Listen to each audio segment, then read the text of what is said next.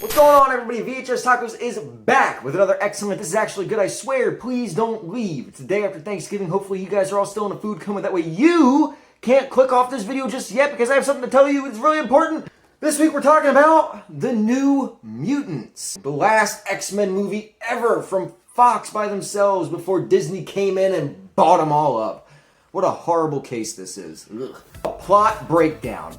Danny wakes up in a hospital bed. Hey look, there's other people around my age. Oh, they have powers? I think I have powers. Bad stuff happens. Scary stuff happens. Demon Bear. One adult. The end. Now for the good. This movie has a really solid cast.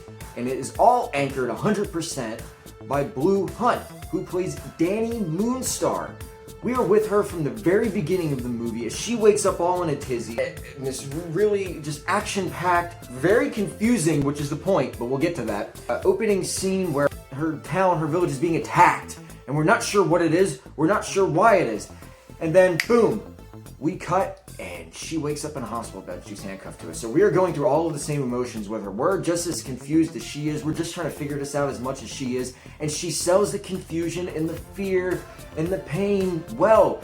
She kills it. And she has some fantastic moments with Maisie Williams, who she develops a relationship with. And they have a nice back and forth. And speaking of nice back and forth, everybody has a nice back and forth. The cast in this is great. These kids are great. Well, I say kids, but come on. Like I said, you have Blue Hunt, Maisie Williams, Anya Taylor-Joy, Charlie Heaton, Henry Zaga. They all do a great job with their characters, with their heroes, with their new mutants. Wink, wink. They're all very believable. They're all very heartfelt in their performances. You feel like these characters are lived in. You feel like they're bringing all of this trauma with them, which is great because that is one thing that this X-Men franchise has excelled at, is looking at these mutants through a very sympathetic lens. And this is all of these new mutants, these heroes, coming to terms with their powers, coming to terms with the sins of the past, and being able to put that aside and just be what they're truly meant to be. Which lends itself to, like I said, some great character moments and some great action and some horror moments as well. This is the first time in the X-Men franchise that we've kind of dipped our toes into a new genre. You know, Logan was a bit of a Western, so this time around we have a bit of a haunted house horror movie of sorts. And it works really well. Really well. You know, of course you have your typical, let's isolate someone in a room, we'll start having visions of something from their past, yada yada. But what elevates this even more is that you have a lot of really mature, deep themes. So Charlie Heaton's character, who was the son of a coal miner, he accidentally killed his family, all of the people that he was friends with in the coal mine. So he's constantly dealing with that trauma. He is using his power to hurt himself as a way to lash out against that trauma. You have someone like Anya Taylor-Joy, who was abused as a child, and so now she has this real tough exterior, and she created this world to escape to, which she actually escaped to. You know, the movie handles all of this very well, which is surprising considering how Fox has pretty much mismanaged everything that it's ever laid its hand on, you know, considering the X-Men franchise lately. Another really solid plus to this movie is the action. You don't really get all too much leading up to the ending, but once the ending kicks in, ooh, that grand finale is action-packed when we're fighting a literal demon bear. I'm not kidding. It's a giant manifestation of evil from Danny. The demon bear, literally, demon bear. And the action is great, it's very kinetic, it's very zippy, it's very poppy, and it's so small scale. We're so used to these superhero movies just having do or die stakes. It's either the end of the world or it's not. And this is such a personal movie because it takes place all in one building. The stakes are personal for the characters. Not for the rest of the world, but just for them.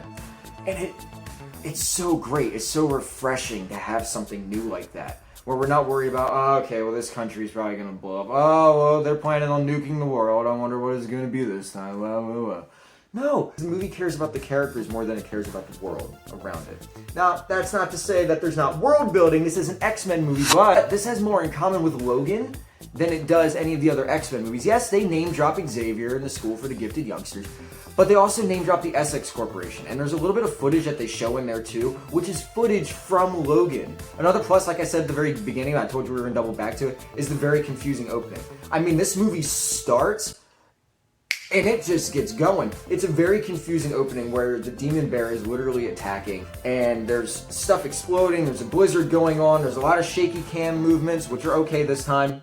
I know.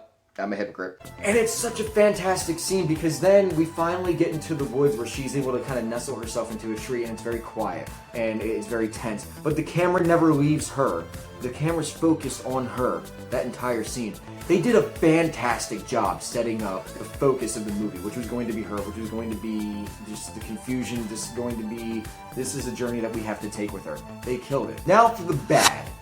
This movie is under 90 minutes, which... Take one look at the studio and you find out why. 20th Century Fox, in one last act of defiance before Disney came in and bought them, they shelved this movie for years, kept pushing and pushing and pushing the release date until finally this is what we got. So credit, 100% credit to the editor of this movie for making it make as much sense as it did. Creditors to the director, Josh Boone. Credit to the writers. Credit to the cast that this movie is as awesome as it is, and it wipes out those past two X-Men movies, Dark Phoenix and Apocalypse. I know I like Dark Phoenix, we don't have to talk about that. They did a good job, but Fox, again, they just don't know what to do with this franchise, which is good. It's out of their hands now. They kept this movie on the back burner for years. This was supposed to be out a couple years ago, people. It's 2020. It's the end of 2020. And we were supposed to get this movie like 2-3 years ago. And here we are now, finally. And of course they went and they chopped it up. This movie has some pretty awesome deleted scenes, which I was very irritated got left on the cutting room floor. But no. You know why? Because Fox came in and just did what Fox does best. Not care. But that's okay, because now Disney has it, so. More of this, please. Please. But here's the good news though, because besides Fox mishandling that, besides the fact that this movie's under 90 minutes, and I honestly could have watched a 4-hour cut of this movie, there's really not that much that's bad. There's really not. You know, the cast is great. The visual effects are really, really good. They're actually nowhere near as bad as you would think for a movie that's been pushed off to the side. You know, it's a low budget movie that absolutely understands that it's low budget, so it puts its money where it counts.